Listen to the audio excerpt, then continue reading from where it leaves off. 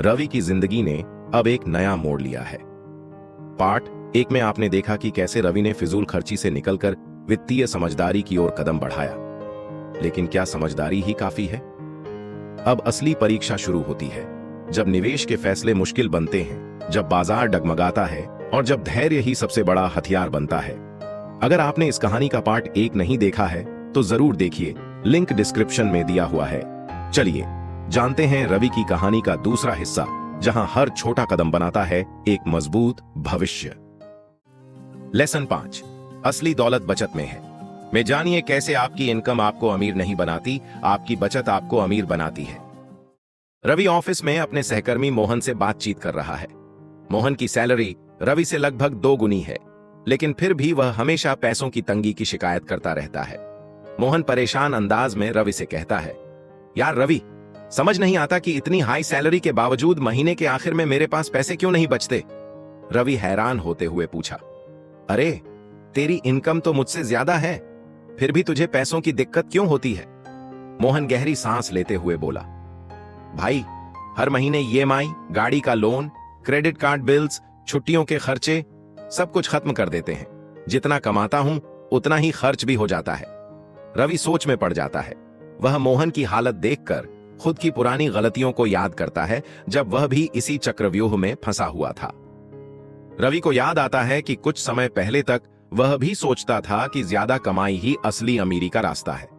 लेकिन फिर उसने कुछ ऐसे लोगों को देखा जिनकी इनकम तो बहुत ज्यादा थी, लेकिन फिर भी वे हमेशा पैसों की चिंता में रहते थे। एक दिन रवि अपने पुराने कॉलेज सीनियर अजय से मिलने जाता है, जिसने साधारण नौकरी से ही बहुत पैसे बचाए हैं। रवि ने अजय से एक सवाल पूछा, भाई अजय, मेरी सैलरी अच्छी खासी है, लेकिन फिर भी बचत नहीं हो पाती, तूने कैसे इतना पैसा बचाया? अजय मुस्कुराया और बोला, रवि, अमीर बनने का मतलब ज्यादा कमाना नहीं, बल्कि सही बचाना और सही इन्वेस्ट करना है।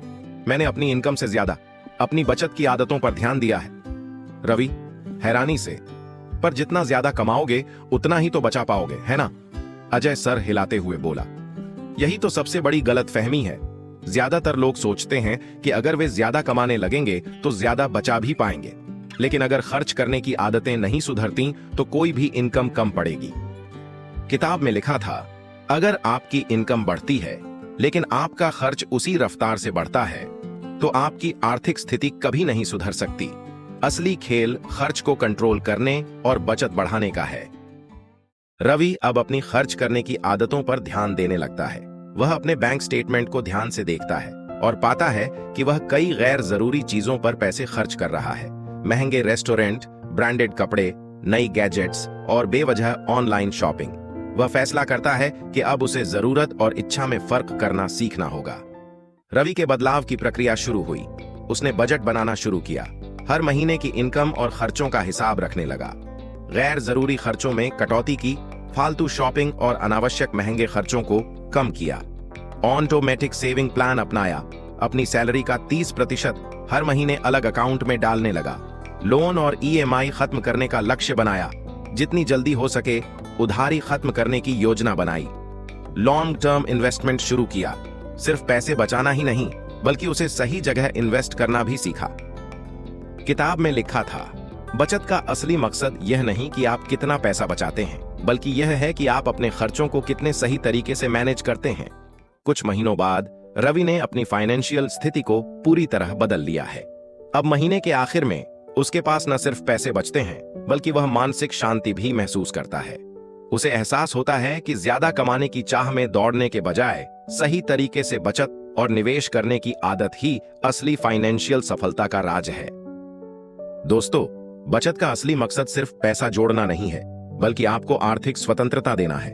सिर्फ ज्यादा कमाने से अमीर नहीं बना जा सकता, लेकिन अगर आप अपनी आमदनी का बड़ा हिस्सा बचा पाते हैं तो आप निश्चित रूप से अमीर बन सकते हैं। मान लीजिए 2 लोग हैं, राहुल और अमित। राहुल की आय 2 लाख रुपए प्रति माह है, लेकिन वह 1,99,000 रुपए खर्च कर देता है। अमित की आय 80,000 रुपए प्रति माह है, लेकिन वह 30,000 रुपए बचा लेता है। अगले 10 वर्षों में अगर दोनों की आय में बहुत ज्यादा वृद्धि न हो तो राहुल एक बड़े खर्चे से कर्ज में भी जा सकता है, लेकिन अमित के पास एक अच्छा फंड होगा। सवाल यह नहीं है कि आप कितना कमाते हैं, सवाल यह है कि आप कितना बचाते हैं। बचत को सही तरीके से निवेश करने से धन को तेजी से बढ़ाया जा सकता है। बचत का पैसा सिर्फ बैंक में रखने से अमीर नहीं बन सकते। इसे सही जगह निवेश करें। एसआईपी में निवेश करें, इंडेक्स फंड्स खरीदें, पीपीएफ फिक्स्ड डिपॉजिट्स में कुछ हिस्सा रखें, गोल्ड और रियल एस्टेट में सोच समझकर निवेश करें। कमाने से ज्यादा जरूरी यह है कि आप अपने खर्च को नियंत्रण में रखें और बचत को प्राथमिकता दें। रवि अब आर्थिक रूप से आत्मनिर्भर हो चुका है। वह अब पैसों की चिंता किए बिना अपने सपनों को जी सकता है। अगर आप भी सही बचत करना सीखेंगे तो किसी भी इनकम में आर्थिक स्थिरता पा सकते हैं। असली दौलत आपकी इनकम में नहीं बल्कि आपकी सेविंग्स में छुपी होती है। दोस्तों, अगर आपको यह लेसन पसंद आया हो तो वीडियो को लाइक करें और चैनल को सब्सक्राइब करना ना भूलें। लेसन 6, निवेश में धैर्य, पेशेंस इन इन्वेस्टिंग में जानिए कैसे धैर्य ही असली इन्वेस्टमेंट की कुंजी है। रवि अपने घर के लिविंग रूम में बैठा है। टीवी पर न्यूज चल रही है जिसमें स्टॉक मार्केट में भारी गिरावट की खबरें आ रही हैं। रवि घबराया हुआ अपने फोन में अपना पोर्टफोलियो देख रहा है जहां उसके निवेश की वैल्यू काफी गिर चुकी है। रवि घबराते हुए अपने दोस्त अमित को कॉल करता है। भाई, मेरे स्टॉक्स की वैल्यू आधी हो गई है, क्या मुझे सब कुछ बेच देना चाहिए? रवि की बात सुनकर अमित शांत स्वर में बोलता है, रवि, तू घबरा क्यों रहा है? मार्केट में उतार चढ़ाव तो आते ही रहते हैं। तूने किस लिए इन्वेस्ट किया था? रवि कहता है, लॉन्ग टर्म वेल्थ बनाने के लिए। अमित बोला, तो फिर शॉर्ट टर्म में घबराने का क्या फायदा? रवि, तू धैर्य रख, धैर्य ही सबसे बड़ा हथियार है। रवि थोड़ा सोचता है लेकिन अभी भी पूरी तरह संतुष्ट नहीं होता। किताब में लिखा था, सबसे बड़ा कारण जिससे लोग इन्वेस्टमेंट में हारते हैं वह यह नहीं कि वे गलत जगह पैसा लगाते हैं, बल्कि यह है कि वे धैर्य नहीं रख पाते। रवि को याद आता है कि कैसे उसके एक रिश्तेदार मनीष चाचा ने भी धैर्य की कमी के कारण एक बड़ी गलती की थी। मनीष चाचा ने 2006 में शेयर बाजार में पैसे लगाए थे। कुछ सालों तक उनके स्टॉक्स अच्छा परफॉर्म कर रहे थे, लेकिन 2008 में मार्केट में भारी गिरावट आई। वे घबरा गए और अपने सारे स्टॉक्स घाटे में बेच दिए, लेकिन 2015 तक वही स्टॉक्स उनकी खरीदी गई कीमत से 5 गुना ज्यादा हो गए थे। अगर उन्होंने सिर्फ धैर्य रखा होता तो वे करोड़ों कमा सकते थे। रवि इस घटना को याद करके सोचता है कि वह भी वही गलती कर सकता था। निवेश में धैर्य का मतलब यह नहीं कि आप कुछ भी खरीद कर बैठे रहें, बल्कि यह है कि सही निवेश को समय दें ताकि वह अपनी पूरी क्षमता तक बढ़ सके। रवि ने अपनी किताब में वॉरेन बफेट के बारे में पढ़ा, जो दुनिया के सबसे बड़े निवेशकों में से एक हैं। वॉरेन बफेट ने अपनी पहली इन्वेस्टमेंट 11 साल की उम्र में की थी, लेकिन उन्होंने कई दशकों तक धैर्य रखा, जिससे उनकी संपत्ति में जबरदस्त ग्रोथ हुई। 99% से ज्यादा पैसा उन्होंने 50 साल की उम्र के बाद बनाया, क्योंकि उन्होंने धैर्य और कंपाउंडिंग को समझा। रवि को यह समझ में आने लगता है कि असली इन्वेस्टमेंट वही है जिसमें समय के साथ पैसे बढ़ें। निवेश में धैर्य रखने के कौन सी 3 सबसे बड़े फायदे हैं? 1, बाजार के उतार चढ़ाव से घबराना नहीं। मार्केट कभी भी एक सीधी रेखा में ऊपर नहीं जाता। छोटे मोटे उतार चढ़ाव का मतलब यह नहीं कि निवेश गलत हो गया। 2, कंपाउंडिंग का पूरा फायदा उठाना। निवेश का असली जादू कंपाउंडिंग में छिपा है और यह तभी काम करता है जब आप लंबे समय तक निवेशित रहते हैं। 3, भावनाओं को नियंत्रित करना। डर और लालच से बचना ही असली निवेशक की पहचान है। जो निवेशक लंबे समय तक टिके रहते हैं वे ही असली विजेता होते हैं। रवि अब निवेश में धैर्य रखना सीख चुका है। वह इमोशनल डिसीजन लेने के बजाय लॉजिक से फैसला लेता है। उसने अपने स्टॉक्स नहीं बेचे, बल्कि और ज्यादा खरीद लिए जब मार्केट गिरा था। कुछ सालों बाद वही निवेश 5 गुना बढ़ चुका है। अगर आप भी निवेश में धैर्य रखना सीखेंगे तो आपको असली फाइनेंशियल सफलता जरूर मिलेगी। याद रखिए, पैसा तेजी से कमाने की चीज नहीं, बल्कि धीरे धीरे बढ़ने की चीज है। आपका अगला फाइनेंशियल गोल क्या है? कमेंट करके बताएं, शायद आप किसी और को प्रेरित कर दें। दोस्तों, चलिए अब कहानी के अगले भाग में चलते हैं। लेसन 7, सरलता में शक्ति, जहां हम जानेंगे क्या है दुनिया के सबसे सफल निवेशक की सिंपल स्ट्रेटजी। रवि अब तक निवेश के कई पाठ सीख चुका था, लेकिन एक नई समस्या उसके सामने थी। कौन सा इन्वेस्टमेंट सबसे सही रहेगा? रवि कंप्यूटर स्क्रीन के सामने बैठा हुआ था और स्क्रीन पर कई इन्वेस्टमेंट ऑप्शंस खुले हुए थे। Stocks, mutual funds, cryptocurrency, FD, gold, real estate. वह उलझन में दिखाई दे रहा था। उसके पास इतने ऑप्शन थे कि वह समझ ही नहीं पा रहा था कि क्या करना चाहिए। रवि परेशान होकर अपने दोस्त अमित को कॉल किया। यार, मैं निवेश करना चाहता हूं, लेकिन समझ नहीं आ रहा कि कहां करूं। स्टॉक्स, क्रिप्टो, म्यूचुअल फंड्स, इतनी जटिल चीजें हैं कि मैं कंफ्यूज हो गया हूं। अमित मुस्कुराकर बोला, भाई, तू इतना क्यों उलझ रहा है? पैसे कमाने का सीधा फॉर्मूला यही है, सरल रहो, ज्यादा सोचना बंद करो। रवि को यकीन नहीं हो रहा था। क्या पैसा कमाने के लिए ज्यादा जटिल रणनीतियों की जरूरत नहीं होती? किताब में लिखा था, सबसे अच्छे इन्वेस्टमेंट प्लान वे होते हैं जिन्हें आप आसानी से समझ सकें। अगर कोई चीज बहुत जटिल लग रही है तो शायद वह आपके लिए नहीं बनी है। रवि ने किताब में एक बहुत दिलचस्प कहानी पढ़ी। यह दो दोस्तों की थी, रोहित और समीर। रोहित एक जटिल निवेशक था। उसने स्टॉक्स, ऑप्शंस, क्रिप्टो और कई कॉम्प्लेक्स इन्वेस्टमेंट्स में पैसा लगाया।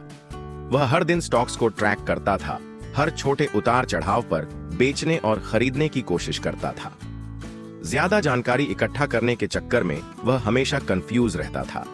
उसने बहुत पैसा कमाया, लेकिन उससे ज्यादा खो भी दिया। समीर एक सरल निवेशक था।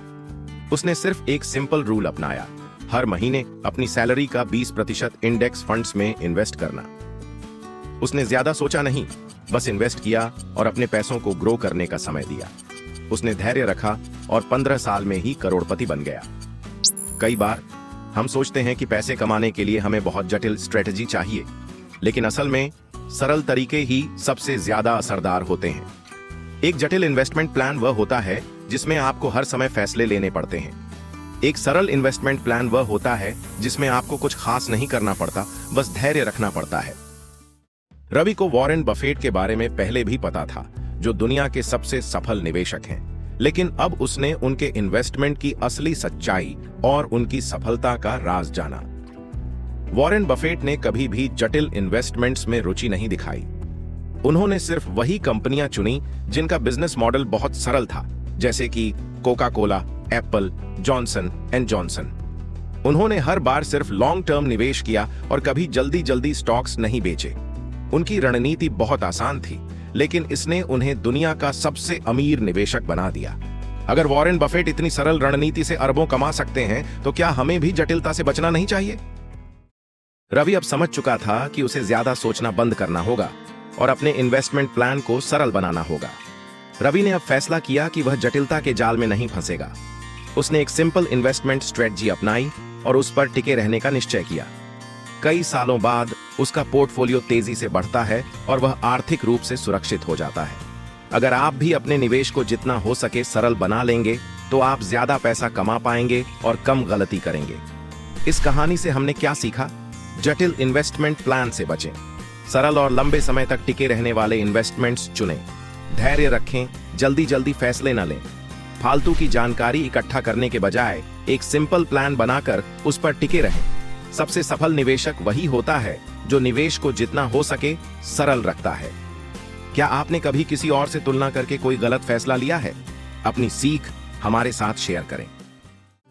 चलिए, अब हम इस प्रेरक कहानी की आखिरी कड़ी की ओर बढ़ते हैं। यह हिस्सा सिखाएगा कि पैसा कमाने से ज्यादा जरूरी है पैसे की सही मानसिकता रखना। अपनी सोच बदलो, जिंदगी अपने आप बदल जाएगी।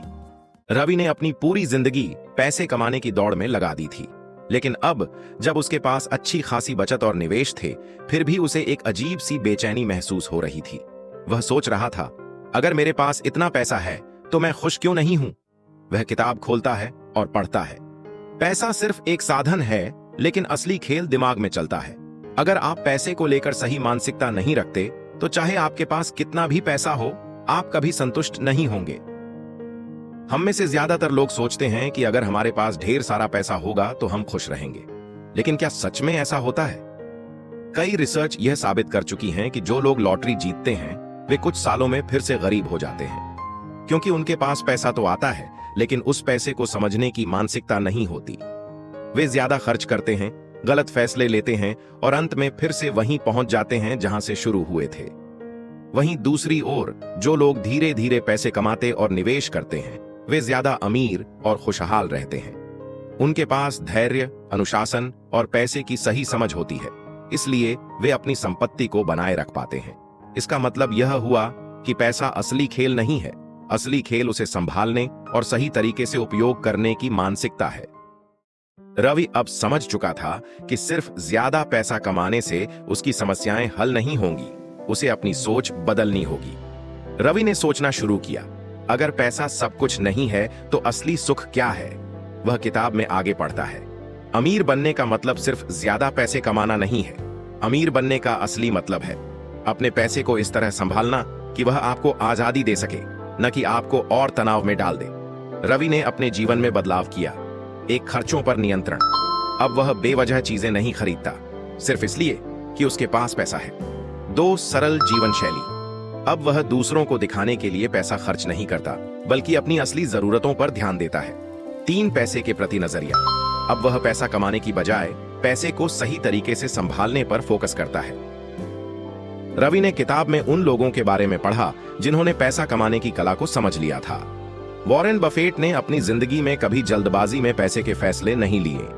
उन्होंने हमेशा अपने पैसे को सही जगह लगाया और धैर्य के साथ उसका ग्रोथ होने का इंतजार किया। बिल गेट्स के पास अरबों की संपत्ति है, लेकिन वे अपने पैसों का इस्तेमाल लोगों की भलाई के लिए करते हैं।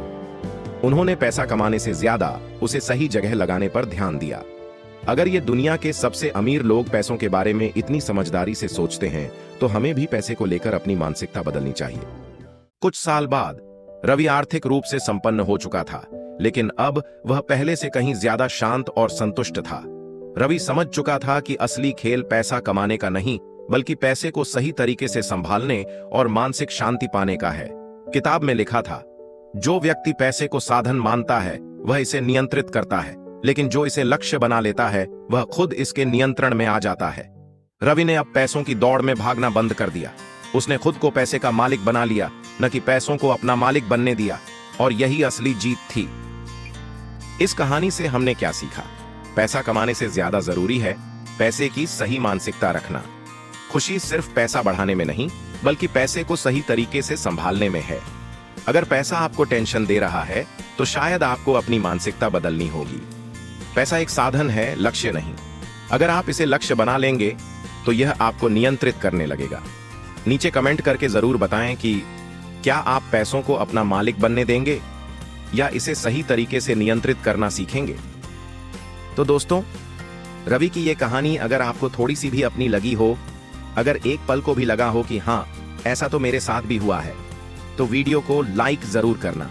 आपका एक लाइक हमें बहुत मोटिवेशन देता है। अगली कहानी आप किस टॉपिक पर देखना चाहते हैं, कमेंट्स में जरूर बताइए, हम पढ़ते हैं और अगली कहानी वहीं से लाते हैं। दोस्तों तक पहुंचाने के लिए शेयर जरूर करें, ताकि ये सीख किसी और की जिंदगी भी बदल सके। और हाँ, ऐसी ही और सच्ची और सीख देने वाली कहानियों के लिए चैनल को सब्सक्राइब जरूर करें।